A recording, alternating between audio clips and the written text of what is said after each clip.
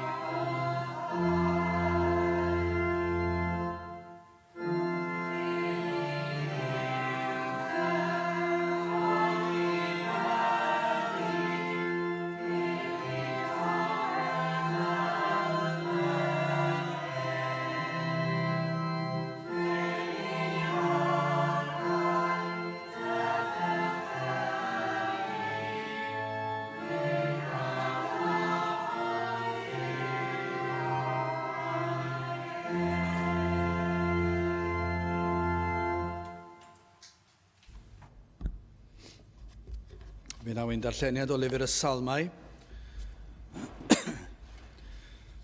Salm 91.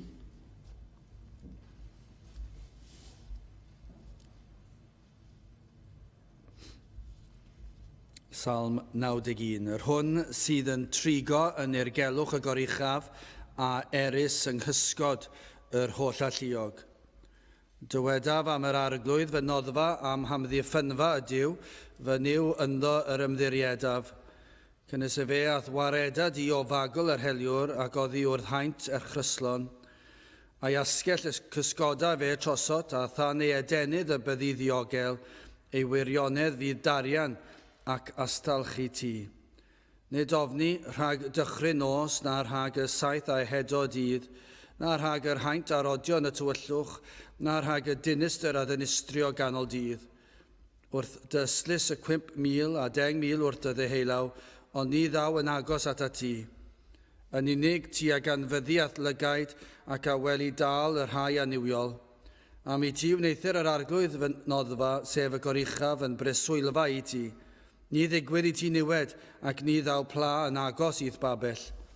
Cynnes y fe archymyn i'w angylion amdana ti, dy gadw yn dy holl ffyrdd, ar ei dwylo y ddygant, y rhag tarod y droed wrth gareg, ar y llew a'r asp y cerddi, y cennau llew a'r ddraig a fethri. Am iddo roddi ei serch arnaf, am hynny y gwareda fef, dyrchafa fef, am iddo adnabod fe enw. Fe a eilw arnaf, am i ei gwrandawaf, mewn y bydda fi gyda gef, y gwaredaf ac y gogoneddaf ef. Digonaf ef a hir ddyddiau, a dangosaf iddo fy iachawdwriaeth. Bydde bendit Duw ar ei air sanctaidd ef. Gadewch ni nawr droi at ein harglwydd mewn gweddi.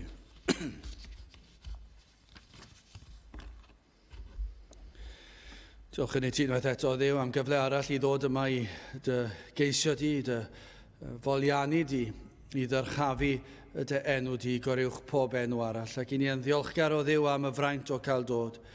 I ni yn ddiolchgar dy fod wedi rhoi yr awydd yn ein celonnau i ddod o flaen o'r seddfainc sydd yn o'r seddfainc o'r ras, ac i'n bod yn cael croeso gan i'n bod yn dod fel dy blant ac yn dod trwy enw ac heiddiannau dy fab a'n gwaredwr yr arglwydd Iesu Grist. Ac felly o Dduw, i ni yn diolch unwaith eto am gyfle i ddod ata ti ac yn gofyn i ti unwaith eto i agosau ato, ond o Dduw yn gofyn ar i ni brofi fwy o'th bresenoldeb nag i ni wedi ei brofi o'r blaen.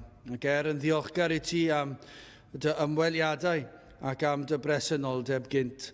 I ni yn gofyn am fwy o ymwybyddiaeth, am i ni cael gweld fwy o'th nerth ar waith, a byddwn ni'n cael gweld dy law yn gweithio'n rymus unwaith eto. I ni yn gofyn i ti o Dduw, i ni cael y fraint o cael gweld y modd ar wyt ti yn dwy'n pobl o'i tywyllwch at oleuni ar y fengil. I ni yn gofyn am cael gweld pobl yn dod oddi ar y strydoedd hyd yn oed o Dduw, pobl yn dod allan o'i cartrefi, yn dod allan o'i ceir, falle yn bwriadu mynd am dro am y dydd gan ei fod yn ddiwrnod i dreulio, i fwynhau ac ymlacio yn ôl y byd. Ond o Dduw, wrth iddynt yrru ei ceir, wrth iddynt fynd am dro, i ni yn gweddio bydd ysbryd i hyd yn oed yn gallu argyhoeddi o'i pechod ac yn dwy'n nhw ata ti, lle bynnag y byd air yn cael ei ffrigethu yn ffyddlon. Ni'n gweddio y byd na bobl yn mynd ac yn dod i wrando ar dy air di. Ni'n gweddio Dduw y byddwn ni'n cael clywed am rai falle yn y gogledd, yn y dwyrain, yn y gorllewin erbyn diwedd y dydd heddi, yn gallu tystio i'r ffaith o Dduw ei bod wedi gweld pobl yn dod i fewn,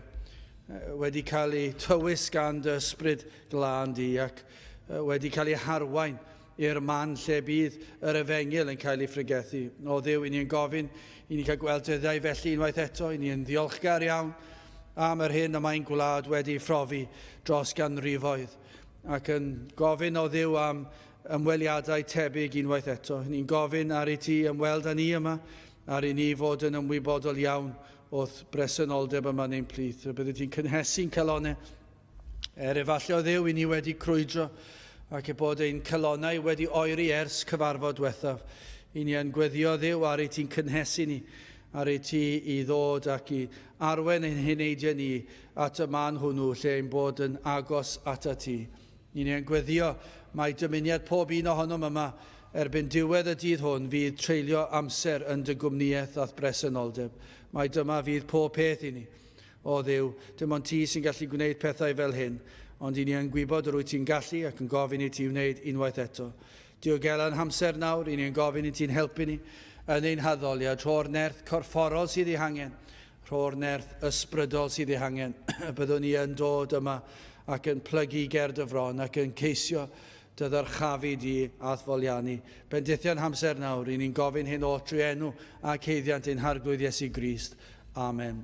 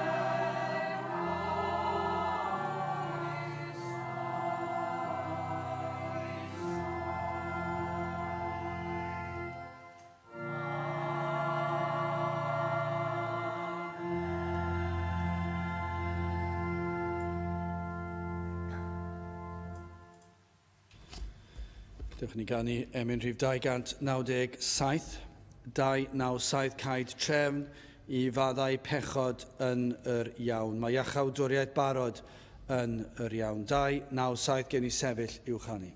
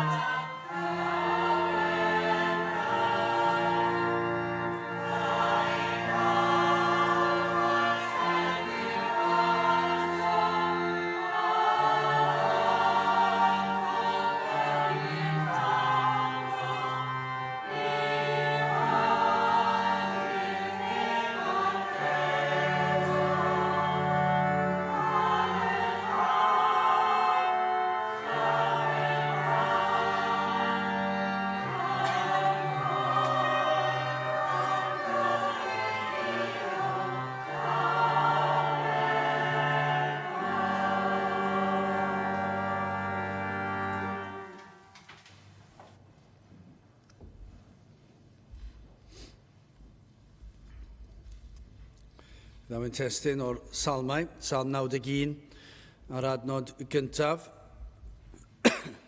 Hwn sydd yn trigo yn urgelwch y goruchaf a erys yng nghysgod yr holl alluog. Nawr, i ni newydd ddod at ddiwedd un blwyddyn arall ac yn cychwyn y blwyddyn newydd. Ac ar adegau fel hon, mae e'n amser i feddwl ac amser i ystyried. Mae'r byd, falle am yr unig tro, am yr unig tro bod y byd yn eistedd lawr a meddwl. Ar y cyfan, dydy'r byd i ni'n byw ynddi o leia ddim yn fyd sydd yn hoffi meddwl rhyw lawer. Meddwl am pethau academaidd efallai ac meddwl am ffordd i wneud fwy o arian efallai, ond does dim gwir ystyriaeth am pethau pwysig bywyd. Ond efallai bod yna rai ar ddiwedd un blwyddyn a dechrau blwyddyn arall am ryw reswm, mae mater o eiliadau, pan i chi'n mynd o flwyddyn 2014 i'r flwyddyn 2015, eiliad yw ac i chi'n dod mewn o un diwrnod i'r llall, a does dim byd yn wahanol, mae'r awyr yr un peth, mae'r strydoedd yr un peth, mae'r cartref yr un peth, i ni yr un peth ac i ni ddim yn mynd o un i'r llall. Ond o leia, gallech chi ddweud bod na werth i'r cyfnod o ddathlu, os o dathlu yw'r gair. O leia mae yna un peth, fod na rai dal yn meddwl. Be bynnag maen nhw'n meddwl amdano, maen nhw'n ystyried rhywbeth. Felly'n ystyried yr hyn sydd wedi digwydd yn ystod y flwyddyn diwetha, ac falle bod yna rai yn ystyried yr hyn gall ddigwydd yn y flwyddyn sydd i ddod. Gai ofyn i chi, sut flwyddyn gawsoch chi 2014? Petai chi am ysgrifennu lawr, mae yna rai yn does dal i ysgrifennu dyddiaduron yn ddyddiol, ac yn ysgrifennu ar hyn sydd wedi digwydd yn ystod y dydd, ar ddiwedd pob dydd. Falle, dwi ddim yn gwybod, dwi ddim wedi bod yn un sydd erioed wedi wneud hynny, ond mae e'n beth eitha da i rai gallu wneud. Gallu mynd nôl dros y blynyddoedd a darllen beth oeddech chi'n wneud ar ryw ddiwrnod arbennig, ac os ych chi eisiau cofio, mae e'n beth handi iawn i gael i fynd nôl at dyddiadur. Falle bod y bobl sydd yn gwneud hynny ar ddiwedd y flwyddyn, neu falle ar ddechrau'r flwyddyn newydd, yn edrych nôl dros y flwyddyn ac yn gofyn y cwestiwn i'w hunan, sut, nid ddiwrnod gawson ni, ond sut flwyddyn fuodd hi? A petai chi yn edrych nôl ar y flwyddyn ac yn ysgrifennu paragraff, efallai, yn eich dyddiadur, ac yn disgrifio sut flwyddyn gawsoch chi, fe fydd dyddiaduron neu'r paragraff yna'n amrywio o bobl i bobl, bydde. Mi fydde rhai efallai wedi profi llwyddiannau. Falle rhai yn eich ifanc wedi cael eich canlyniadau tygau ac falle o'ch chi'n hapus nhw. Eraill ddim mor hapus. Falle canlyniadau lefel A, falle mynd i'r coleg, falle gradd, falle chi wedi gadael y coleg a bod chi wedi dechrau swydd. A chi'n edrych nôl dros y flwyddyn ac chi'n edrych a chi'n meddwl, na fi oedd hi'n flwyddyn dda. Flwyddyn llwyddiannus. Nes i'n dda yn beth bynnag oedd e. Yn academaidd neu o ran swydd. Falle eraill, yn ariannol wnaethon nhw'n dda, lle falle pawb arall ddim yn gwneud cystal, ond efallai bod chi wedi wneud yn dda yn ariannol ac i chi wedi llwyddo cryfhau eich statws ariannol chi. Ac i chi'n gallu edrych nôl ar y flwyddyn, dim llawer byddai'n gallu gwneud hyn, edrych nôl ar y flwyddyn yn dweud bod nhw wedi cryfhau yn ariannol, ond mae yna rai siwr o fod sydd wedi llwyddo. Efallai byddai rai yn dweud wedi llwyddo ran cyfeillgarwch, ffrindiau, falle rhyw berthynas wedi datblygu, falle wedi dyweddio, falle wedi priodi pwy o wyr, ac i chi'n edrych nôl dros y flwyddyn ac i chi'n meddwl, na, mae wedi bod yn flwyddyn dda. Dwi wedi cael lot o brofiadau da yn y flwyddyn diwetha ac dwi'n hapus fy myd. I eraill, mae wedi bod yn flwyddyn anodd efallai. Ac fi'n siŵr faint, dwi'n yn siŵr petai chi'n edrych ar yr ystadegau, petai chi'n cael yr holl wybodaeth yn dod mewn i'r cyfrifiadur ac pawb yn y byd yn dweud, be fydde fe, 50% fydde'n anhapus a 50% yn hapus. Dwi ddim yn gwybod be fydde fe. Dwi'n credu byddai mwyafrif yn onest bod mwyafrif o'r flwyddyn wedi bod yn anodd. I mwyafrif o bobl, ac bod yna adegau hapus. Dyna be fydde fe siwr o fod. Ond i rai, maen nhw'n cael ambell i flwyddyn sydd yn reit dda. Ond dwi eisiau gofyn i chi sut flwyddyn gawsoch chi, a sut flwyddyn fuodd hi i chi yn ysbrydol. Oeddi wedi bod yn flwyddyn trychinebus i chi'n ysbrydol, Oeddi wedi bod yn flwyddyn dda i chi'n ysbrydol, neu ydych chi'n dweud rhywle yn y canol? Chi'n edrych nôl dros y flwyddyn, chi'n meddwl, ydych chi yn bellach i ffwrdd o bethau Duw nawr, ac yr oeddech chi ar ddechrau'r flwyddyn?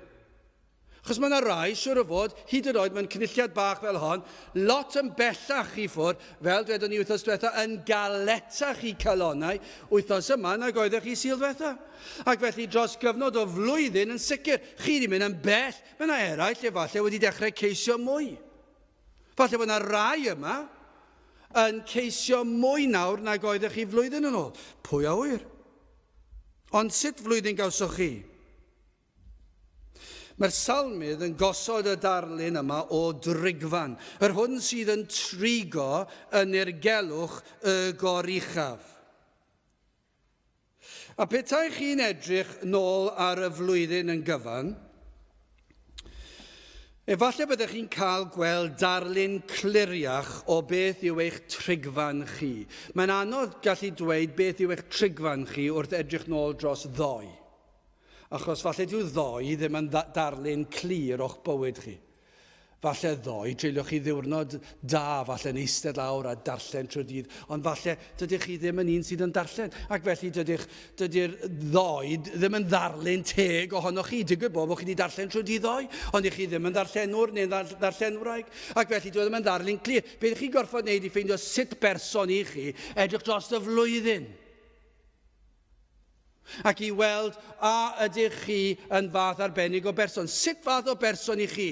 Pa fath o le i chi wedi trigo? Hynny yw, be mae'n golygu o ran yr hwn sydd yn trigo yn urgelwch y goruchaf yw, ble yw eich trigfan chi? Beth yw eich trigfan chi? Ble chi'n trigo? Hynny yw, beth yw'r man hynny chi'n hoffi bod? Wrth gwrs, mae'n amlwg, gallech chi ddweud eich cartref, efallai, sef y darlun yma o fan o ddiogelwch.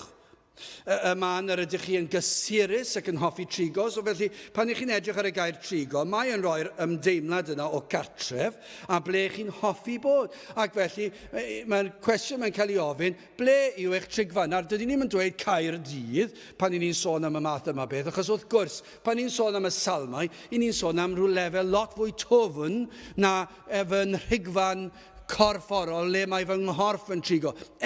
Ble mae'r corff yn trigo i amser, yn treulio i amser, yn arwydd o beth yw eich trigfan chi. Mae yn rhoi cliw dda i ni o beth yw'r man yna i chi'n hoffi bod.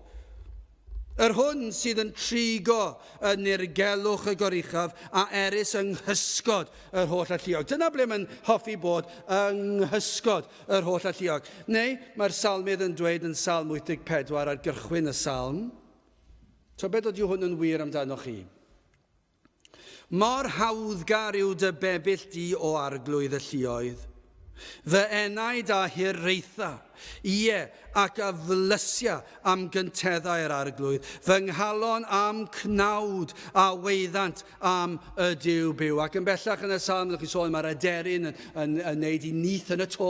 Ac mae'r fel betai'r salmydd yn dweud, dwi eisiau bod yno yn hir arglwydd. Dwi eisiau bod yno achos pam? Dyna ble mae gair Duw yn cael ei ddarllen. Dyna ble mae gair Duw yn cael ei ffrigethu. Dyna lle mae pobl Dduw yn canu clodiau. Dyna lle dwi eisiau trigo. Ac os nad ydw i'n gallu bod yn gorfforol, fe fyddai yno gartref yn darllen i air, neu myfyrio'r air. A pan dwi allan yn fy ngwaith, a does dim Beibl yn agos i fi, a does dim pregaeth yn agos i fi, a dyw pobl Dduw ddim yn unllen agos i fi, ac dwi'n bell i ffwrdd o bobl, be dwi eisiau? Dwi eisiau trigo yn ei gwmnïaeth. Dwi'n ymwybodol o'i bresenoldebau gyda fi, lle bynnag ydw i. Dyna beth mae salmydd yn ei ddweud. Nawr, y broblem sydd yn yw, mae'n adegau, mae hwn yn gallu bod yn anodd i ddirnad ble yw eich trigfan chi. A mae'n anodd i chi weithio'r peth mas hefyd. A dyma lle mae'n mynd yn ddryswch. Oherwydd mae yna sawl un sydd wedi gwneud proffes eu bod nhw'n blant i Dduw, ond mae'r broffes yn broffes wag. A dydyn nhw ddim wir wedi profi dim byd. Maen nhw'n meddwl eu bod nhw'n Gristnogion, ond dydyn nhw ddim. Dydyn nhw erioed wedi dod yn Gristnogion. Mae yna rai, gyda'r feddylfryd yma, wedi cael eich geni yng Nghymru, yna i chi'n Gristion. Sa'n credu byddai crefyddau'r byd yn cytuno dych chi ar hynny. Maen nhw wedi cael eu geni yng Nghymru, dydyn nhw ddim yn Gristnogion, dydyn nhw eisiau bod yn Gristnogion. Ac eto i gyd, mae Cristnogaeth Cymreig yn meddwl, ges i fy ngeni yma yng Nghymru, felly mae rai fy mod i'n Gristion. Mae yna eraill yn meddwl, dwi wedi dod i'r capel trwy fy mywyd, ac felly dwi'n Gristion. Be allech chi yn yr oes yma, o leiaf, mae'n anodd iawn nawr, os ych chi'n hysbysebu swydd mewn rhyw eglwys neu beidio, mae rhaid i ni wneud yn agored i bob math o bobl, crefyddau eraill. Felly gallech chi cael rhywun sydd o grefydd gwbl wahanol yn dod i gapel Cristnogol am flynyddoedd, ond dyn nhw ddim yn Gristnogion. Achos bod y Llywodraeth wedi gwneud rhyw reolau anhygol bod rhaid i chi gael yn agored i unrhyw un i ymgeisio am swydd. Ond mae rai pobl yn meddwl, gan fy mod i'n dod trwy'r drysau fy mod i'n Gristion. A'r broblem felly yw bod yna rhyw broffes wag. Mae yna eraill sydd wedi mynd cam yn bellach yna ac wedi mentro mewn i'r byd efengylaidd ac wedi dweud, dwi wedi cael profiad. Maen nhw'n gallu rhoi diwrnod pan deithon nhw'n blant i Dduw. Maen nhw wedi clywed am y weddi maen nhw fod i weddio, maen nhw wedi cael rhyw deimlad mewn rhyw oedfa, maen nhw wedi hoffi'r caneuon bach oedd yn cael ei ganu, falle bod nhw'n hoffi bod lot o bobl ifanc yn y capel hefyd, a mae hwnna'n help mawr i broffes yn dydy. Ond nid yw hwnna'n temptasiwn i rai o'ch ifanc, fe fydd yna broffes cyfleus yn gallu bod, os oes yna bobl ifanc eraill yno. Ac yn enwedig os oes yna rai eisiau canlyn ac yn y blaen, ac yn meddwl, fe na i broffes. Byddwch yn ofalus, pam i chi'n gwneud proffes? Proffes wag. Pam i chi'n gwneud proffes? I blesio rhywun, blesio rieni, blesio pwy bynnag. Felly mae yna duedd gellir cael proffes wag. Ac mae'r rhain yn gallu perswadio hunan mae yr arglwydd yw i trigfan. Pam? Achos nhw'n dweud, dwi'n hoffi dod i'r capel. Ac dwi'n gyffyrddus yma. Ac hyd yn oed na i weithio dros y capel. Fe na i weithio i'r capel. Fe na i allan. Ac fe na i dosbarthu pethau ar hyd y strydoedd. Fe na i roi tractiau i fy ffrindiau ac i fy nheulu. Ac fe na i wneud be mae Cristion yn ei wneud. Ac felly maen nhw'n ticio'r bocs. Dwi yn gallu dweud, mae hwn yn wir amdana i. Dwi yn hoffi trigo yng nghenteddau'r arglwydd neu o dan i gysgod e. A maen nhw'n gallu bodloni'r cydwybod mae ti yr arglwydd yw ei cartref. Maen nhw'n darllen gair Duw. Ond petai nhw'n onest, nid dyna yw ei trigfan. Oherwydd mae ei calon rhywle arall, neu gyda rhywun arall, neu mae ei cymhelliad nhw yn anghywir. Wthos diwetha, wnaethon ni edrych ar Ezekiel 36 a nes i ddyfynu adnod 27, rhoddaf hefyd fy ysbryd o'ch mewn a gwnaf i chi rodio yn fy neddfau a chadw fy marnedigaethau a'i gwneithir. Ond y broblem hyd yn oed fyna eto mae e mor ddyrus. Mae yna anhawster fan hyn. Achos mae e'n bosib i berswadio eich cydwybod eich bod yn dyheu rodio yn ei ddeddfau hyd yn oed. Ac i chi yn gallu perswadio'ch cydwybod eich bod am gadw ei farnedigaethau. Ond ydych chi ddim yn cadw ei farnedigaethau, a does dim awydd i gadw ei farnedigaethau. Ond y broblem yw i chi wedi perswadio'ch hunain eich bod chi. Pam? Achos i chi wedi creu deddfau newydd. Mwy modern, mwy derbyniol. Ond nid yna beth sydd wedi digwydd yn ystod y blynyddoedd diwethaf yn y byd efengylaidd. Ond nid yw y byd efengylaidd yma yng Nghymru yn sicr ac byddai'n weddol sicr ymhellach i ffwrdd hefyd. Y maent wedi creu barnedigaethau yr arglwydd mwy derbyniol. Dyna beth sydd wedi digwydd. Mae nhw'n llawer mwy derbyniol, maen nhw'n llai cul. Maen nhw'n llai haearnaidd nac beth i ni yn ei brofi fan hyn. Ac felly maen nhw'n edrych ar capel fel hon, maen nhw'n dweud, mae hwnna'n heiarnaidd, mae hwnna'n gul, mae hwnna'n galed, ac dydyn ni yn hoffi'r math yna o'r ffydd Efengyledd. Ond mi rydyn ni yn mynwesu'r ffydd Efengyledd ac yn cadw barnedigaethau'r arglwydd, ond beth i ni wedi gwneud? I ni wedi creu rhai ein hunain. Ac felly mae gennym ni broffes wag, mae gyda ni broffes cyfleus, am ba bynnag reswm mae'r broffes wedi cael ei wneud, mae'n gyfleus am y tro, ac yna i chi'n edrych i weld, pethau chi'n edrych o dan y wyneb, ychydig bach yn fwy manwl, beth i chi'n dod o hyd iddo yw hyn, dyw e ddim yn broffes o gwbl. Mae e wedi cael ei greu i'w siwtio nhw. Ac felly, byddwch chi'n gallu dadlau, nid ei trigfan yw dirgelwch y goruchaf neu cysgod yr holl alluog. Ond mae mor anodd dirnad. Achos fe gewch chi bobl yn neud proffes, fe gewch chi bobl yn selog, fe gewch chi bobl yn rhoi ei bywyd i weithio yn hir arglwydd. Fe gewch chi bobl yn dod i bob cwrdd, ond dydyn nhw ddim a'i calon yno. Mae calon rhywle arall. Efallai bod yn y byd yn aml iawn, fe ffeindiwch chi yn y byd Efengyledd nawr, fod mynychu rhai llefydd yn gwbl dderbyniol i Gristnogion. Does dim trafferth gan y mwyafrif o Gristnogion i fynd i ambell i le lle byddwn ni'n dweud mae e'n lle amheus. Ond i Gristion, byddwn ddim yn broblem i rai modern heddiw, byddwn nhw'n ddigon hapus i byd i fynd yno. Pam? Maen nhw wedi newid y barnedigaethau'r arglwydd, ac maen nhw'n dweud mae'n iawn i ni cael un troed yn y byd ac un troed yn yr eglwys.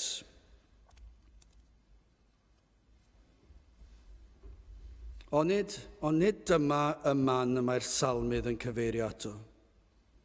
Mae'r salmydd yn sôn am fan rhyfeddol. Mae e'n fan o ddiogelwch, o gadernid, mae e'n fan o heddwch, mae e'n fan o lawenydd, mae e'n safle mor gadarn. Mae'r cwestiwn yw, ble i chi arni? Ble i chi'n trigo? Os chi'n edrych o dros y flwyddyn diwetha, a fyddech chi'n gallu dweud, mae y man lle mae'r salmydd eisiau bod, yw ble chi eisiau bod. Fy'n a rai yn gwbl clir am y peth, na. Dwi eisiau tywyllwch y byd. Dwi eisiau sŵn y byd. Dwi eisiau bryntnu'r byd. Dwi eisiau anfoesoldeb y byd. Be bynnag yw e. Yr holl beth yma'r byd yn dweud. Bydd yna rai yn dweud yna. Ond dwi eisiau sôn dim am rheini am funud, ac ni'n gweddio bydd Duw yn defnyddio'r neges yma i rheini hefyd. Dwi'n eisiau sôn am reina. Dwi eisiau sôn am y rhai yma sydd yn grefyddol. Efengylaidd felly. Sydd wedi gwneud proffes o rhyw fath, neu mae pawb yn meddwl eu bod nhw wedi gwneud proffes, ac maen nhw wedi ffeindio eu hunain yn y safle hynny, ond mae eu traed yn y byd ac yn yr eglwys. Wel, hoffwn ni edrych yn gyntaf ar yr angen yma am loches. Mae yna lawer yn byw yn y byd fel pe na bai angen lloches, cuddfan, rhywle i guddio rhag perygl.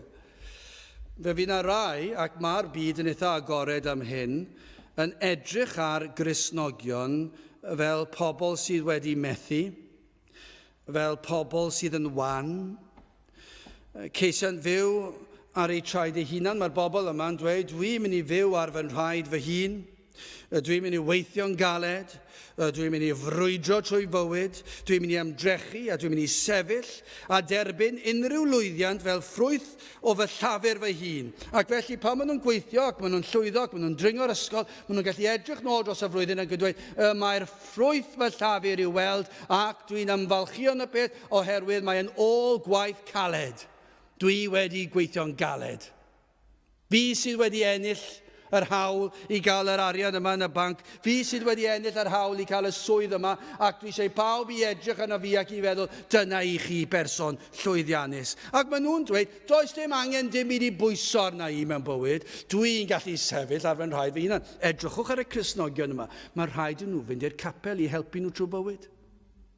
Dyn nhw ddim yn gallu ymdopi â bywyd. A maen nhw'n rhoi'r darlun yma o'r Cristion fe rhywun gwan, rhywun sydd angen pwyso, fel bydda eisiau ffyn neu baglau, neu rhywbeth i gallu pwyso i helpu nhw trwy fywyd, ac maen nhw'n gwneud hwyl am ben rheini, a maen nhw'n dweud, drychwch arno ni, i ni'n gallu ymdopi'n iawn mewn bywyd heb y pethau yma. Balchder dyn yw hyn, heb sôn am fod yn anwybodus.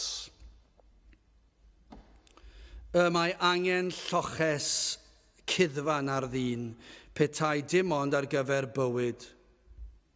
Mi fyswn ni'n weddol sicr o hyn. Sut y mae unrhyw un yn gallu byw bywyd heb lloches yr arglwydd, dwi ddim yn gwybod. Sut mae unrhyw un o'r byd yn gallu deffro yn y bore a gwynebu diwrnod yn gobeithio bod eu gorau nhw'n mynd i fod yn lwyddiant. Ac maen nhw'n gweithio mor galed, a pan mae rhywbeth yn mynd o'i le, mae popeth yn mynd nhw'n gweithio'n galetach. Mae rhaid i fi cael hwn i weithio, mae rhaid i fod yn lwyddiant, mae rhaid i cael y canlyniadau yma, mae rhaid i cael y swydd, mae rhaid i bawb wybod fy mod i mor dda ac mor llwyddiannus, ac maen nhw eisiau cael popeth. A sut maen nhw'n ymdopi, achos dydyn nhw ddim cweit yn siŵr bod e'n mynd i weithio mas iddyn nhw. Ond i ni'n gwybod un peth sydd angen mewn bywyd, mae angen lloches arno ni. Ond nid oes na gymaint o dreialon, ond nid oes na gymaint o dristwch gall ddod ar ein traws ni, siomedigaethau tra ar y ddaear. Does dim un ohono ni'n gwybod yr hyn sydd yn gwynebu ni'n 2015. Dwi ddim yn gwybod pa dreialon sydd ymlaen i 2015, a dwi'n ddiolchgar, dydw i ddim. Ond pwy a wyr, falle ar ddiwedd y flwyddyn yma, os diw a'i mynd ac y byddwn ni'n byw tan ddiwedd y flwyddyn, efallai byddwn ni'n dweud yna'r blynyddoedd un anodda gawson ni erioed, efallai, dydyn ni ddim yn gwybod. Ond un peth i ni yn gwybod, mae angen rhywun i guddio tu ôl yn ystod bywyd tra ar y ddaear, achos mae'r problemau yn gallu bod yn anferthol. Nawr, wrth gwrs, maen nhw'n gallu bod yn problemau bach pob dydd, ond fe all bod rhai o dreialon mwyaf garw bywyd yn ein gwynebu ni. Fe allai fod yn salwch personol, neu aelod o'r teulu. Fe allai bod yn brofedigaeth. Fe allai fod yn amryw o bethau. Peidiwch â dweud wrtha i bod chi'n ddigon cryf i gallu wrthsefyll a byw bywyd heb lloches, heb cuddfan, heb rywle i guddio rhag y treialon bywyd. Achos os i'ch chi'n ffwl, achos mae bywyd yn gallu fod mor galed ac mor greulon. Ond mae'r Beibl yn sôn am rhywbeth arall. Mae'n sôn am yr atebolrwydd yma. Mae'r Beibl yn dweud fod fydd pob un yn atebol am ei fywyd tra ar y ddaear. Ac yn atebol am yr hyn ydyn ni, ac am yr hyn a wnaethon ni, ac am yr hyn na wnaethon ni. Dyna beth mae'r Beibl yn dweud. Mae'r Duw yn dweud yn ei air, fe fyddwch chi yn atebol am popeth chi wedi ei wneud ac heb ei wneud. Eich esgelistod chi, a'r pethau chi wedi ei wneud yn fwriadol felly. Ac fe fyddaw dydd y byddwch chi'n atebol. Mae Duw wedi gosod safon, ac mae wedi dweud dim ond perffeithrwydd fydd yn ei fodloni ef. Ac mae wedi gosod cyfraith, ond mae wedi gosod cyfraith yn y byd yma. Ac mae wedi dweud, os newn ni fethu mewn un rhan yna, fe fyddwn ni wedi methu o ran y cyfan, ac ystyr hynna yw hyn. Mae'n dweud, os ych chi wedi pechu mewn un man bach, yna mae yn effeithio'r cyfan. Fel diod o ddŵr, ac os ych chi'n arllwys diferyn o wenwyn mewn i ddiod o ddŵr, mae'r cyfan wedi ei effeithio, wedi ei lygru. Peidiwch â dweud, mae'r gwydr dal yn lan, mae'n byr, mae'n dryloiw, felly mae'n ddigon saff i'w yfed. Mae un diferyn o wenwyn mewn un gwydryn o ddŵr yn ddigon i effeithio'r holl ddŵr. Ac felly mae Duw yn dweud, mae un pechod yn llygru'r cyfan. Ond i ni'n gwybod fod pob un ohono ni yn eog o fwy nag un tor cyfraith. I ni'n fwy eog i ni'n torri'r gyfraith bob eiliad yn ddyddiol trwy bob dydd. Felly os newch chi ystyried am funud yr pentwr anferth yma o eogrwydd sydd gennym ni o'r pechod. Be mae gair Duw yn dweud yw hyn. Fod Duw y barnwr yn mynnu cyfiawnder. Mae yn mynnu fod na atebolrwydd am bob un rhan o'i gyfraith. Ond mae'n gwneud synwyr. Mi fydde fe'n rhyfedd iawn, ond ni fydde fe. Petai Duw wedi gosod cyfraith, bydde fe'n rhyfedd iawn petai Duw wedi creu byd heb gosod cyfraith. Dyna anrhem bydde. Ac yna wedi gosod cyfraith, bydde fe'n rhyfedd iawn petai e ddim yn gosod cosb a trefn ac atebolrwydd ar y gyfraith yna. Dim pwrpas i gyfraith. O'n i'n siarad yn ddiweddar gyda rhywun am yr rheolau parcio. A chi'n gweld pobl yn parcio ar hyd y lle i gyd. Ac yn siarad gyda rhai pobl yn y cyngor ac yn dweud, ond beth am y pobl sy'n parcio ar y llinellau melyn ar ôl 7? Ond dyw'r pobl sydd yn mynd o gwmpas yn checio'r lonydd ddim yn gweithio ar ôl 5.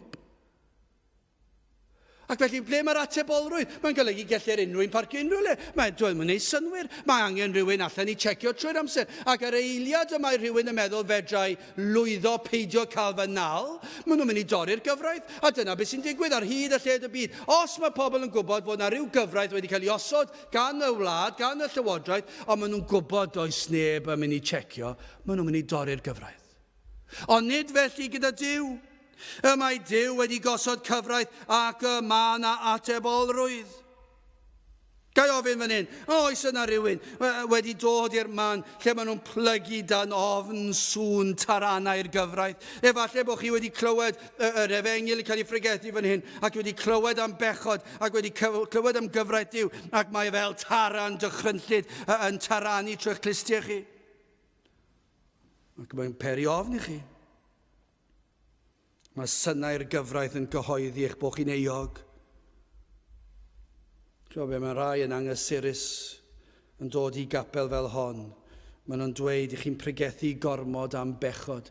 Os oes yna unrhyw un yn dweud hynny, yna allwch chi fod yn weddol sicr dydyn nhw ddim yn Gristnogion. Achos mi fydde Cristion yn dweud, dwi eisiau clywed mwy am hyn, achos dwi eisiau clywed mwy am ffordd echawdwriaeth, dwi eisiau clywed mwy am y ffordd ges i fy maddau. Ond mae yna rai yn anghysurus, ac maen nhw'n dweud mae e fel taran erchyll, dwi ddim yn licio fe, mae'n ddiflas, mae'n ei fi deimlo'n ddiflas, dwi ddim eisiau clywed dim byd am y peth. Ond falle bod yna rai wedi bod o dan sain yr Efengyl, ac wedi clywed e, ac mae e fel taran sydd yn eich dychryn chi. Ni chi ddim yn redig i ffwrdd o fe o reidrwydd, ond mae e'n peri ofn i chi, a chi'n dyheu am le i guddio o sain y gyfraith. Falle daw ofn canlyniadau eich eogrwydd drostoch chi. Eogrwydd am dor cyfraith yn eich bywyd chi. Yn naturiol, os yw Duw wedi gosod y gyfraith, a'i fod yn mynnu cyfiawnder, rhaid iddo gosbi tor cyfraith. Ond mae'n meddwl am gosb gan yr holl alluog yn rhywbeth erchyll. Mae'n rhywbeth sydd yn anodd iawn i feddwl amdano. Mae'n rhywbeth sydd y tu hwnt i ni. Yr unig beth allwn ni ddweud yw mae'n rhywbeth sydd yn erchyll, ac efallai bod chi wedi dod i glywed, ac efallai bod clywed yr synnau yma am y gyfraith ac am atebolrwydd ac am farn ac am gosb yn peri ofn i chi. A falle bod chi wedi dod i man fel Luc 23:30, yna dechreuant dywedid wrth y mynyddoedd, syrthiwch arnom, ac wrth y bryniau cuddiwch ni. Falle byddwch chi'n dymuno bod felly yn idd y farn. Dyna be fi rhai'n dweud, fel petai yn bosib i'r mynyddoedd i cuddio nhw. Oddi wrth taranau y Duw holl alluog a'i farnau erchyll. Mae fod eisiau cuddio. Falle bod chi'n teimlo fel chi ddim yn gwybod le i guddio. A ydych chi wedi teimlo fel hyn eto? Oes presenoldeb Duw, o Duw wedi agosau atoch chi, oeddi gogoniant Duw a'i fawredd, ei sancteiddrwydd wedi dangos eich bryntni. Ydych chi'n gallu sôn am ryw adeg pan ych chi wedi teimlo presenoldeb Duw gymaint fod ei fawredd a'i ogoniant a'r goleuni llachar yma fe bytai wedi dangos i fyny eich eogrwydd chi a'ch pechod chi, ac mae'n peri dychryn arnoch chi, a dydych chi ddim yn gweld ei guddio, achos does dim lle i guddio. I chi'n agored, i chi noeth ger i fronau, mae'n gallu gweld eich calon chi, mae'n gallu gweld eich eogrwydd chi, mae'n gweld eich bryntni chi, a chi ddim yn gwybod ble i guddio. Ac fe ddaw'r ymwybyddiaeth yma fod y farn yn deg. Mae hwnna un yn waith, achos fel arfer beth ni'n hoffi wneud yw hyn. Ni'n hoffi dweud dyw e ddim yn deg. Ond efallai o'r diwedd i chi'n gweld i fod yn deg, fod Duw yn berffaith deg, a fod y ddedfryd yn gwbl gyfiawn. Ydych chi wedi dod i teimlo felly? A chi'n teimlo fel cuddio? Chi'n dymuno fel petai yn bosib i'r mynyddoedd syrthio arnoch? Chybeth, mae angen lloches hefyd, dim dim ond o'r gyfraith. Mae angen lloches am fwy na chyfnod ar y ddeiar yn unig. Nid yw bywyd yn gorffen pan ni'n anadlu'r anadl olaf, ond nid yw yn rhyfedd bod y byd yn meddwl pan yn anadlu'r anadl olaf fod bywyd yn gorffen. Dwi ddim yn gwneud synwyr nag yw. Does dim un person yn meddwl bod eu bywydau nhw'n mynd i ddod i ben. Ac maen nhw'n iawn. Dyw bywyd neb yn dod i ben. Mae bywyd corfforol yn dod i ben, ond ydy'r bywyd o'r hyn ydych chi ddim yn mynd i ddod i ben. Mae'r Beibl yn ddigon clir am hyn. Mae'n dweud bod ganddoch chi enaid, a fod yr enaid yn dragwyddol. Dyw e ddim yn mynd i farw. Y cwestiwn yw, ym mha le fydd eich enaid chi yn trigo, yn treulio tragwyddoldeb? Ar y foment, mae e'n treulio amser yn eich corff ac ar y ddeiar. Ond mae'r hyn ydych chi, fel i chi'n gwybod i sicrwydd, na fydd yr enaid yna'n marw. Mae pob un yn gwybod hynna. Na pan mae pobl yn byw i bywydau fel petai nhw ddim yn mynd i farw. Achos dydyn nhw ddim yn mynd i o ran yr ystyr hynny. Dydy'r enaid ddim yn marw, fod y corff yn. Nid oes terfyn ar fodolaeth yr enaid. Felly y mae angen lloches ar gyfer yr enaid, ar gyfer tragwyddoldeb. Ble mae'ch enaid chi yn mynd i guddio? Beth am y dydd ofnadwy hynny pan ddawer Iesu yn ôl? Y diwrnod pan wneud pob un sefyll o flaen y barnwr.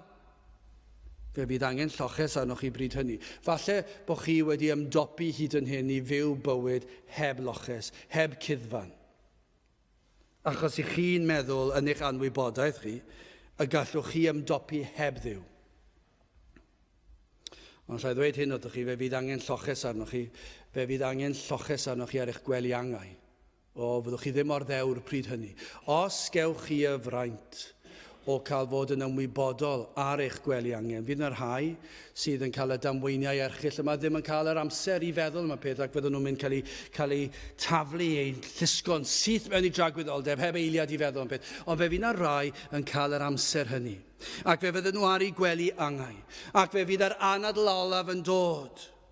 Ac allai ddweud hyn wrthych chi pryd hynny, fyddwch chi ddim yn ddewr iawn pryd hynny. Fydd eich ffrindiau chi ddim lot o werth i chi pryd hynny. Fe fyddwch chi ar eich gwely angen a chi fyddwch chi'n dweud, o na gai loches. O chi'n gwybod beth y tebygrwydd yw fel wythnos diwetha. Fydd eich calon chi mor galed. Fyddwch chi wedi gadael i mor hwyr. Na fi Dyw yn dangos trigaredd. Mae e wedi dangos trigaredd i bobl ar ei gwely angen, ond nid llawer. I rai, i ychydig, mae e wedi dangos trigaredd ar ei gwely angen. Ond i'r ychydig rai yw'r rheini. Ond bydd y mwyafrif yn crynu ac yn llawn ofn ac fydden nhw'n gwybod pa le i droi. O, fydd angen lloches bryd hynny. Chi'n gwybod beth? Mae eisiau lloches yn ystod bywyd hefyd. Hyd yn oed i'r Cristion, pan mae'n gwybod fod ganddo fe y lloches yma am ei enaid, ond hefyd o gyhyddiadau yr un drwg. Chi'n gwybod, mae'r un drwg yn dod gydag amheuon, pecellau tanllyd, llawn cyhyddiadau am y gorffennol, y presennol a'r dyfodol, ac mae'n ceisio tynnu'r Cristion. Chi'n bod, mae angen lloches ar y Cristion bryd hynny rhag o ymysodiadau'r un drwg. Mae be mae'r salmyd yn ei ddweud yw'r help. Mae'n sôn am gysgod yr holl alluog. A oes gobaith te? A oes na loches cuddfan o'r fath ymosodiadau? O dreialon bywyd i ddechrau gyda. Oes na loches i'w chael o dreialon bywyd? A oes na loches i'w gael cuddfan? Rhywbeth i'ch amddiffyn chi o darannau'r gyfraith. Hynny yw, pa mae'r pregethwr yn pregethu am y gyfraith ac am safon Duw fel perfeithrwydd ac am lendid ac am sancteiddhad a'r holl bethau yma sydd yn yr Efengyl. Ac pan i chi'n clywed pob un o'r reina, mae'n pigo'r cydwybod ac mae'n gwneud i chi teimlo'n ddiflas ac fel arfer i feirniadu'r pregethwr neu'r capel neu beth bynnag ac i chi'n teimlo'n flin. Ond falle bod yn peri ofn i chi. Gai ofyn i chi, a oes yna loches cuddfan ar gyfer tarannau'r gyfraith neu melltith i gofaint y tad? Oes yna rhywle gellir cuddio yn y dydd ofnadw hwnnw pan y bydd Duw yn datgelu ei ddedfryd ac y bydd yn dweud bod na ddigofaint tragwyddol i ddod? Oes yna rhywle i gael i guddio o gosbedigau tragwyddol? A oes yna cuddfan o cyhyddiadau'r un drwg? Mae'r emynydd yn dweud y geiriau yma. Dwed i mi, a wyt yn maddau, cwympo ganwaith i'r un bai. Dyma sy'n mae'r mynydd yn teimlo. Mae e'n teimlo mor eog, mae e fel petai'n siarad gyda Duw. Mae'n dweud, dwed i mi o Dduw, a wyt ti'n maddau, a oes na le i guddio, a oes na obaith, a wyt ti'n maddau, cwympo ganwaith i'r un bai. Falle bod yna rai o'ch chi fan hyn yn teimlo, dwi wedi cwmpo i'r un bai canwaith. A chi'n meddwl, oes gobeith i rwy'n fel fi? Mae'n mynd ymlaen. Dwed a ddei byth i galon na all gynnig difarhau. Mae'n nghalon i mor galed. Does dim edifeirwch yn agos i fi. Dwi mor galed, dwi ddim un o'n gallu teimlo'n flin am fy mechod. Ac mae hwnna'n eich chi teimlo'n euog. Beth yw'r pwysau'r beiau mwyaf? A faddeu o bari. Mae'n gofyn, oes na faddeuant? I'r holl bechodau. Pa un drymaf yw fy mhechodau griddfa neu Calvary? Dyna beth mae'r emynydd yn ofyn. Mae'n mynd ymlaen, arglwydd. Rhaid i mi gael bywyd, mae fy meiau yn rhy fawr, fy eogrwydd sy'n cydbwyso ar mynyddoedd mwyar llawr. Mae'n dweud, mae fy eogrwydd i, beth ydych chi'n rhoi yn y glorian, mae fy eogrwydd ymhechod i yn cydbwyso ar mynyddoedd mwyar llawr. Beth yw'r mynyddoedd mwyar llawr? Everest, dwi'n credu. Rhowch chi reina gyd mewn un pentwr anfer ar wyddfa, achos mae o Gymru yw i, fel yr gorau o'r cyfan. A rowch chi'r wyddfa ar ben y cyfan, a rowch chi hi fyna, a'r wyddfa yna, yn ei holl ysblander, a'i holl bwysau yn edrych lawr dros holl brydferthwch Cymru, a gallu gweld y moroedd i gyd. A chi'n rhoi'r holl fynyddoedd mewn pwysau anferth fyna, a mae'n dweud, mae fy eogrwydd i'n fwy trwm na'r un i gyd. A mae'n gofyn, a oes na faddeuant?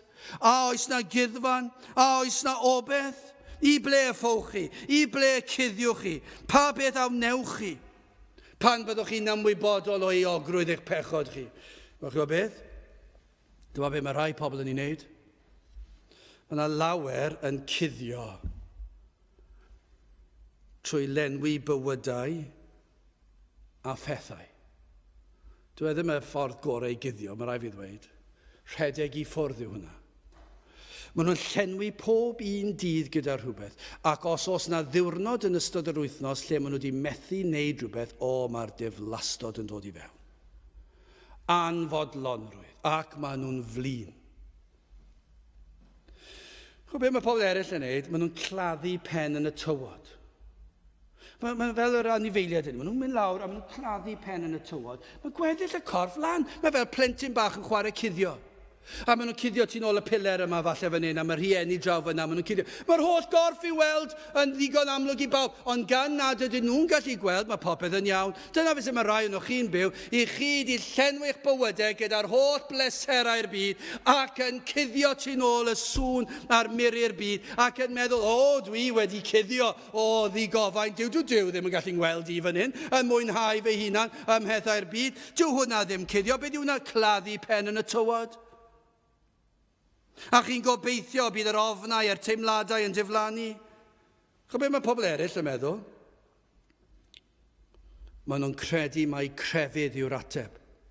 Dyma'r peryg i rai ohonoch chi yma. Ac maen nhw'n credu fod byw bywyd o aberth, o weithredoedd da, ac o helpu'r tlawd, ac maen nhw'n gobeithio bydd hyn yn lleddfu rhywfaint. Gobeithio bydd hyn yn gysgod gellir cuddio ddi tanodd. Cuddio o gyfraith Duw. A maen nhw'n meddwl, drychwch arno fi. Dwi wedi mynd i'r capel. Dwi wedi dysgu fadnodau. Dwi wedi canu'r emynau. Dwi wedi helpu'r tlawd. Ac mae pawb yn edrych i fyny ato fi. Dwi wedi bod yn un o'r diaconiaid, un o'r hyneriad. Dwi wedi pregethu hyd yn oed. Dwi'n arwain y cwrdau. Edrychwch arno fi. Dwi'n ddigon saff. Ac dwi'n cuddio tu nôl fy ngweithredoedd da. Cuddio o'r gyfraith Duw ac o lygaid y barnwr cyfiawn ac oedd i gofaint, dwi'n meddwl bydd hwn yn ddigon da. Gwybod be, mae'r emynydd yn ateb y cwestiwn. A oes lloches, a oes gobaith i ddyn yn ei bechod? Dyma'r ateb cywir. Rhad faddeuant, gwawriau bellach, gwnag ar charo'r caeth yn rhydd, fi'n ymdreiglo mewn tywyllwch, nawr i weled golau'r dydd. Sut gall hyn fod? Sut gallwn ni cael yr rhad faddeuant yma? Sut gall y carcharo'r caeth cael ei wneud yn rhydd? Wel, trwy Grist, dyma be mae'n dweud, adnod un eto. Yr hwn sydd yn trigo, lle dylsech chi drigo os ych chi eisiau cael eich cuddio o ddigofaint Duw? Yr hwn sydd yn trigo yn irgelwch y goruchaf a erys yng nghysgod yr holl alluog, dywedaf am yr arglwydd, fy noddfa am hamddiffynfa ydyw, fy niw ynddo yr ymddiriedaf. Mae Mae yna un gall ein hamddiffyn o'r holl bethau erchyll yma, o'r gyfraith, o ddigofaint y tad. Mae'r arglwydd Iesu Grist yn cynnig cysgod o'r cyfan. Does dim lle gwell, does dim lle mwy cadar, does dim lle mwy diogel, does dim lle arall. Crist yw y graig sydd yn amddiffyn o bob perygl. Ynddo ef yn ôl y salmydd y dylsych ymddiried. Psalm 27 adnod 5, camnes yn y dydd blin ymcuddia o fewn ei babell, yn i'r gelfau babell ymcuddia a'r graig ymcyfyd i. Mae Crist wedi cyflawni pob peth ar ein cyfer. Fe gyflawnodd y gyfraith yn ein lle yn llwyr. Dim un rhan o'r gyfraith y fethodd e. Bu fyw Iesu Grist bywyd perffaith yn ein lle. Oedd e'n gwybod na fedrwn ni byth fyw bywyd perffaith, ond mae Crist wedi fyw yn ein lle ni. Fedrwn ni byth dod yn agos at gadw'r gyfraith, mae'n amhosibl. Mae'n natur bechadurus, mae'n cymhellion yn llawn balchder. Hyd yn oed pan ni'n dymuno gwneud yr hyn sydd yn iawn. Mor aml, am yr rheswm anghywir. Mae yna elfen fach neu fawr. Ni eisiau rhywfaint o'r clod am y weithred dda. Ond mae Crist yn dweud ei fod wedi gwneud y cyfan, yr hyn na allwn ni ei wneud. Emyn gawsganon ni ychydig ynghynt caid trefn i faddau pechod ble yn yr iawn. Mae iachawdwriaeth barod yn yr iawn. Mae'r ddeddf o dan ei choron, cyfiawnder yn dweud digon, a'r tad yn gweddi bodlon yn yr iawn, a diolch byth meddseon am yr iawn, am yr arglwydd Iesu Grist, am ei farwolaeth ar y groes, am ei fywyd perffaith. Mae'r tad yn dweud ei fod yn fodlon gyda bywyd y mab. Mae'n fodlon â Christ fel y graig all fod yn gysgod i ni. Dyna pam nath Duw anfon Iesu Grist i fod yn graig i ni, i fod yn guddfan i ni, i fod yn loches i ni, i fod yn lle byddwn ni'n trigo yng nghysgod yr holl alluog, yng nghysgod y graig. Ac felly pan ddaw taranau'r gyfraith sydd yn eich cyhuddo chi o ddrwg weithred, beth mae'r Cristion yn ei wneud? Mae'n cuddio tu ôl i'r graig sef Iesu Grist. Does dim un rhan o'r gyfraith gall ein cyhuddo ni, gan fod Crist wedi cyflawni'r gyfraith yn gyfan gwbl yn ein lle ni. Felly pan mae Satan yn dod yn dweud beth am y gyfraith yma, nes i dorri honno, yn dweud do fe nes i dorri hi, ond fe nath Iesu Grist cyflawni hi'n berffaith, ac mae e wedi wneud e yn fy lle fi. Mae wedi dweud, mae wedi rhoi di gyfiawnder i mi, a dwi'n cuddio tu nôl cysgod y graig yma, tu nôl Iesu Grist. Mae'r tad yn fodlon, mae ei gyfiawnder wedi fodloni. Ond beth am y gosb, bydde rai o'n chi'n dweud, rhaid cael cosb am dor cyfraith? Wel, mae Crist wedi delio hyn. I ni'n gallu cuddio tu nôl croes Crist. Dyna chi gysgod ardderchog. Cysgod y groes. Os ych chi eisiau cuddio unrhyw le, cuddiwch tu nôl y groes. Mae'n eich amddiffyn chi o gosb Duw. Cymerodd Crist y gosb yn ei lle. Does dim rhaid i ni cael i'r hoelion yma. Does dim rhaid i ni cael y gosb yn cael ei dywall arno ni pam cymerodd Crist y gosb yn ei lle. Dyna chi ofal. Mae'r salm yn mynd ymlaen, mae fel aderyn yn gofalu am ei chywion. Dyma sut mae Crist yn gofalu am ei blant, yn gwasgaru ei hadenydd. Dyma beth mae aderyn yn ei wneud. Mae'n gwasgaru'r adenydd dros y cywion. Dyna chi le o ddiogelwch ac o gystur. Does dim lle gwell i giw bach fod nag o dan adenydd y fam. Adnod 3, canes e fe ath wareda di o fagl yr heliwr ac oddi wrth haint y chryslon a'i asgell y cysgoda e fe trosod a than ei adenydd y byddi ddiogel neu wirionedd fi darian ac astal chi ti. Dyna lle diogel i fod. Dewch at Crist. Dewch ato fe, at y man y gallwch chi guddio. Peidiwch â pwyso ar eich crefydd. Peidiwch â pwyso ar eich gweithredoedd. Dewch i guddio tu nôl Crist.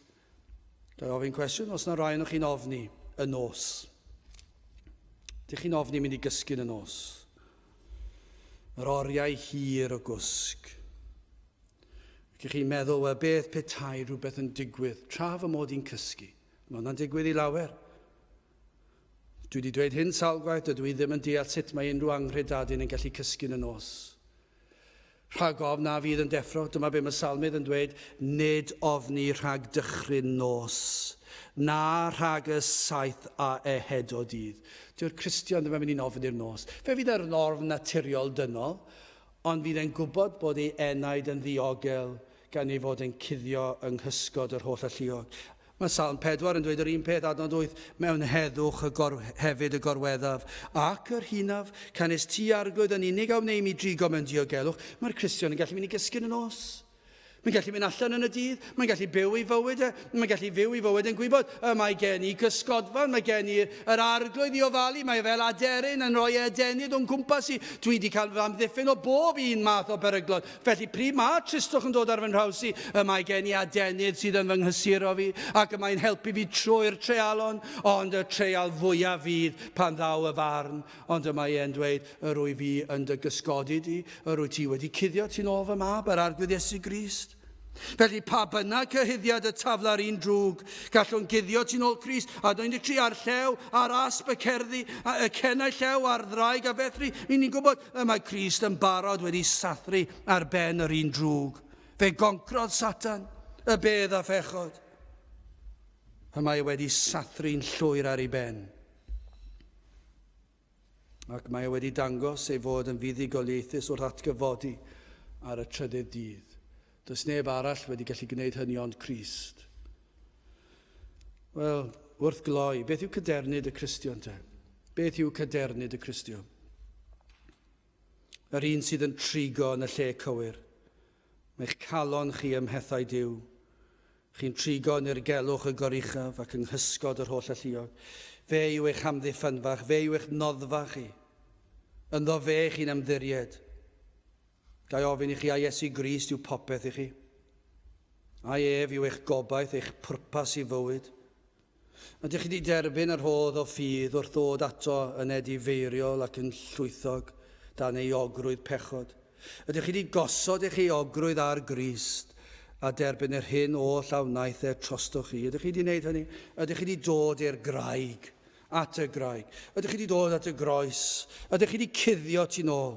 A yw eich serch araf? Mae'n dweud adnod 14 ymlaen. Am iddo roddi ei serch araf. Dyna be mae'r arglwydd yn ei ddweud. Am, a dyma'r cadernid, os ych chi'n Gristion, dyma'r cadernid i chi. Am eich bod wedi rhoi eich serch ar yr arglwydd. Am iddo roddi ei serch arnaf. Am hynny, dyma be mae Duw yn dweud, y gwaredaf ef. Dyrchafaf ef, am iddo adnabod fy enw. Dwi'n ei adnabod e.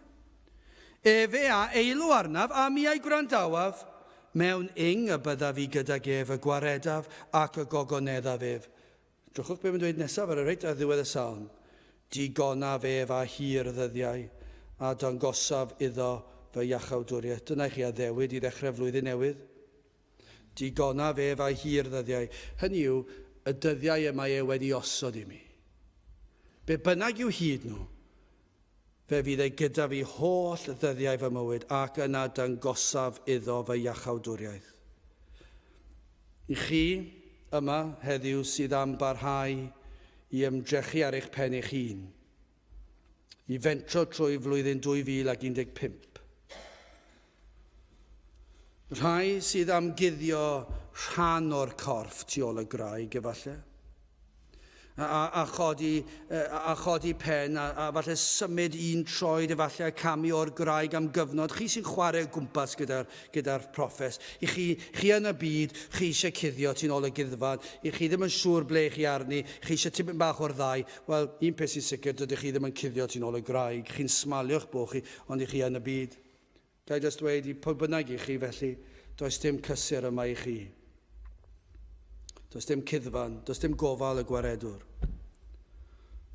Ond, i'r sawl sydd yn mynwesu Crist, sydd yn pwyso'n llwyr arno, sydd yn cysgodi yn llwyr tu ôl y graig, yma yna gadernid llwyr i'w chael yng Nghrist. Does dim lle fwy cadarn. I ddechrau blwyddyn, i orffen blwyddyn ac i fynd trwy gydol y flwyddyn. Does dim lle cadarnach i'w gael. Yma gennym cuddfan, yma gennym graig, yma gennym un i ofalu drosto mwy nac y mae aderyn yn gofalu am ei chywion. Dyma i chi'r man gorau i ddod, felly dewch at Grist, yr hwn sydd yn trigo yn irgelwch y goruchaf a erys yng nghysgod yr holl alluog. Dywedaf am yr arglwydd, fy noddfa am hamddiffynfa ydyw, fy niw ynddo yr ymddiriedaf. Gadewch i ni weddio. Diolch i ni ti o Dduw am Y ffaith bod yna guddfan, bod yna graig, bod yna gysgod, lle gallwn guddio oddi wrth synnau tarannau'r gyfraith. Ni'n gallu cuddio o dy ddigofaint di, gan fod yr arglwydd Iesu Grist wedi gwneud y cyfan yn ein lle ni, a'i fod yn ein hamddiffyn rhag y gosbedigaeth yma. O Dduw, ni'n gweddio ar ei ti arwain llawer at y ti dy hun, ac y bydd yna lawer cyn diwedd y dydd hwn yn cuddio ti nôl yr arglwydd Iesu Grist. Tri gyrhafell i nawr, ni'n gofyn hyn o trwy enw y ceiddiant i'n arglwydd Iesu Grist. Amen. Ydwch ni orffen ein gwasanaeth trwy ganu'r emyn rhif 594, 594 dros bechadur bios farw dros bechadur ar y pren. 594 gewn ni sefyll i'w chanu.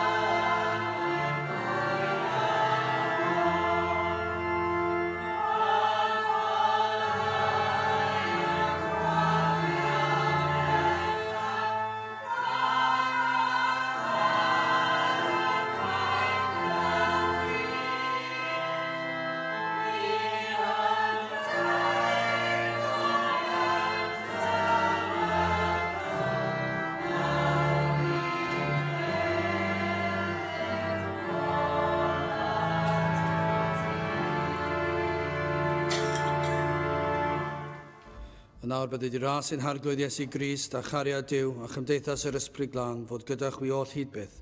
Amen.